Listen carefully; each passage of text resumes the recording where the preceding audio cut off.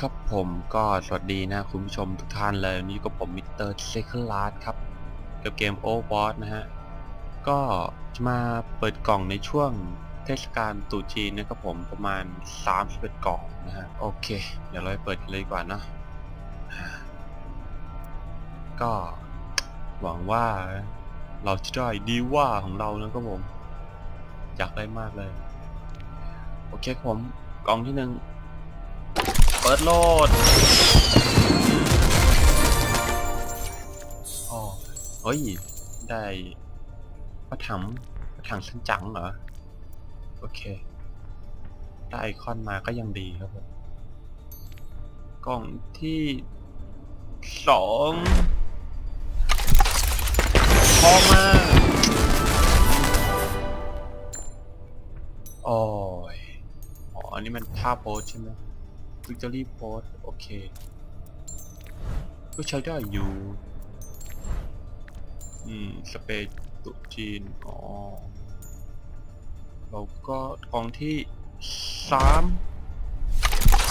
ท้องจังมากไม่ถ้าโพสอีกแล้วรู้สึกว่าสเปนนี่มันแหมจอกรวยนะตุจีนต่อไปมาไม่มาโอ้โหถ้าโพสอีกแล้วเหรออยากได้ดีว่าเว้ยไม่เงยออกมาโอ้นี่มันอะไรโอเคสกรีนสมิตาก็ใช้ได้เพราะเรายังไม่มีเมนหลักของเราต้องเป็นดีว่า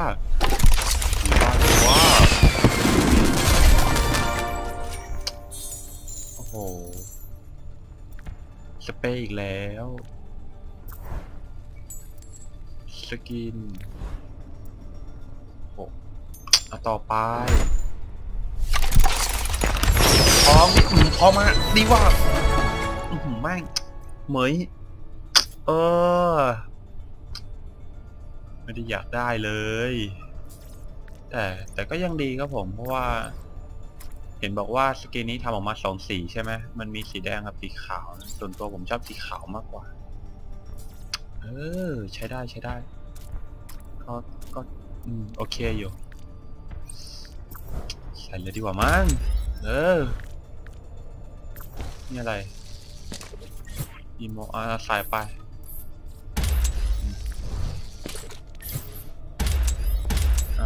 ใส่ไงวะช่างแม่งโอเคเฮ้ยดีว่ามาแล้วไอคอนต่อไปท้องโอ้โหเฮ้ยนี่มันของใครอ่ะฮีโร่เท่ดิโอเคออกมาดิว่าไม่โอ้โหぶっ壊してやるเซนยาต้าไม่ได้อยากได้เลยแต่เราก็เล่นอยู่ไม่เป็นไรโอเคก็ถือว่าคุ้มอยู่ต่อไปออกมาไม่มาว่ะดูสิวิกฤตโพสใส่ไป1 2 3ถองมาของที่ว่าแม่งไม่ได้อยากได้เว้ยกูไม่เล่นโหมันเทรดกับเพื่อนได้ไหมวะนี่แม่ง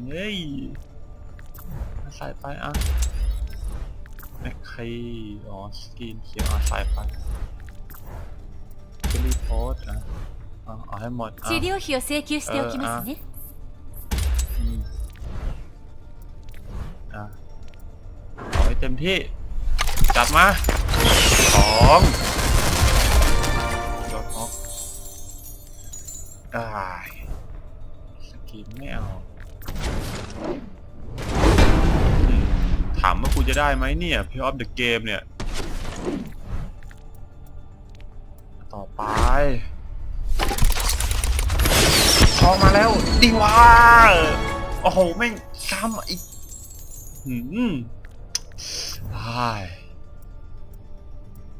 พูดคำหยาบไม่ได้ครับผมพูดคำหยาบไม่ได้สกินไม่เอาเราชอบของออริจินมากกว่าโอเคต่อไปทองมา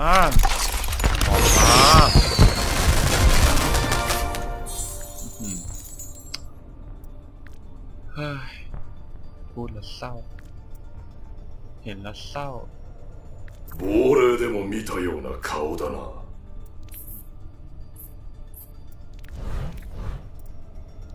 ต่อไปจัดมาไอ้สเปรย์นี่มันได้ทุกกล่องผมอยากได้นี่มานานแล้วของกระต่ายดีว่าเนี่ยโอเคต่อไปโอ้โห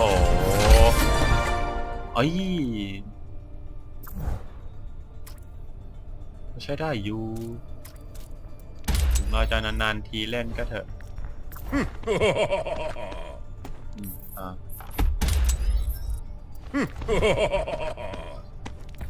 โอเคมาเฮ้ยทำไมไม่มา正義の雨に裁かれろไม่เอาอ่ะนี่สกีมใช่ไหมสวยเลยไปต่อไปโอ้ยไม่ได้อีกแล้วอ่ะโอ้โหต่อไปมาเถอะนี่ว่าอะไรนี้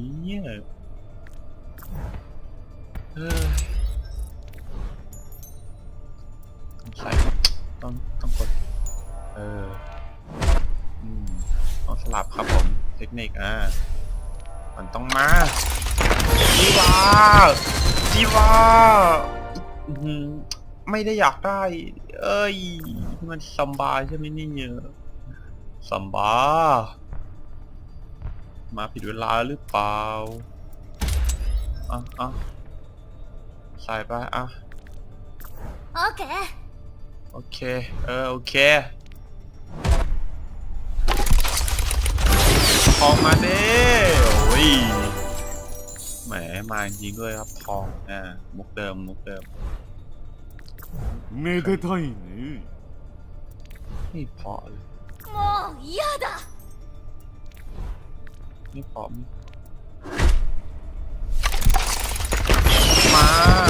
ดีว่าโอ้โหเมียวเฮ้ย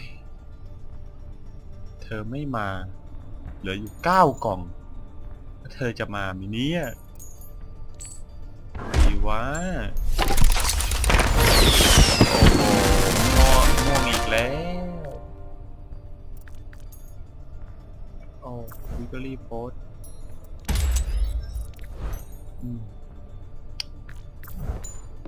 นี่คืออะไรอีโมเอาให้เต็มที่ไม่เอาไม่เล่นจัดมาพร้อมเจ็บเหลืออีก7 กล่อง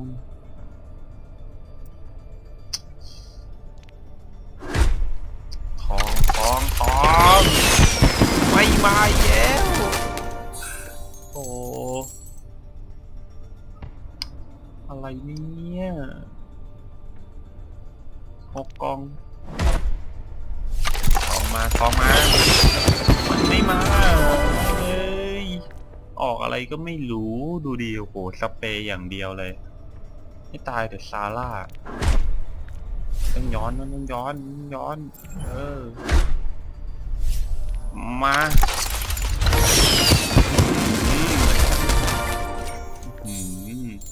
เจ็บบอกเลย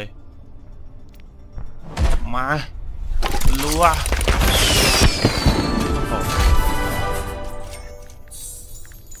โอ้ย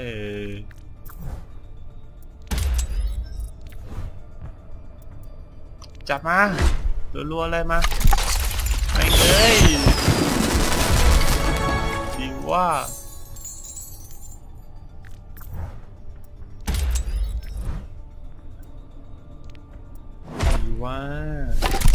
เดี๋ยวออกมาไม่ออกว่ะโอ้เจ็บบอกเลยว่าเจ็บโอ้แม่งถ้าเกิดกล่องเดียวที่มันออกได้นี่จะโอ้โหรักตายเลยอะบิชาด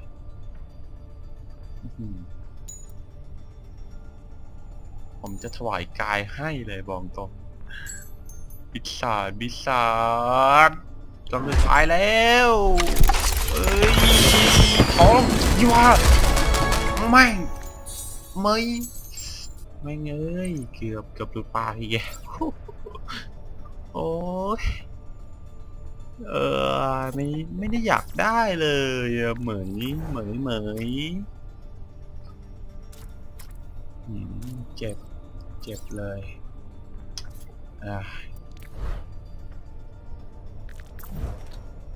บินตันนายยังจะมาอีกเหรอบินตันโอ้โหเจ็บบอกเลยว่าเจ็บ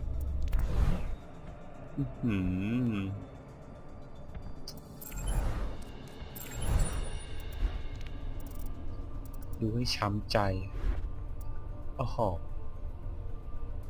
ดูชุดเธอสิดูกระโปรงเธอสิโอ้โหพอครับผมจบบ๊ายบาย